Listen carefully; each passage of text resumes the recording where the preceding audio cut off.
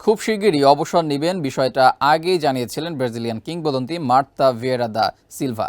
নিজের শেষ বিশ্বকাপও খেলে ফেলেছেন ব্রাজিলের ফুটবলের এই আইকন। এখন কেবল ফুটবলকে আনুষ্ঠানিক বিদায় জানানোর অপেক্ষা।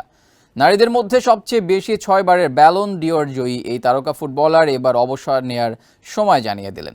তার তথ্য মতে চলতি 2024 সালের শেষ দিকেই ফুটবলকে বিদায় বলবেন মার্তা। সিএনএনকে দেয়া এক সাক্ষাৎকারে এমনটাই জানিয়েছেন এই ব্রাজিলিয়ান।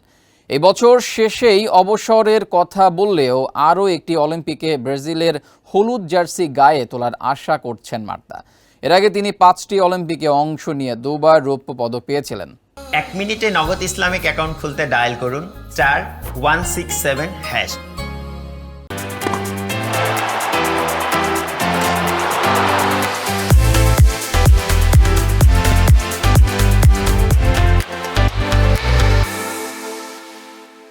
খেলাধুলার আরও খবর জানতে চোখ রাখুন কালবেলার ফেসবুক পেজ এবং ইউটিউব চ্যানেলে।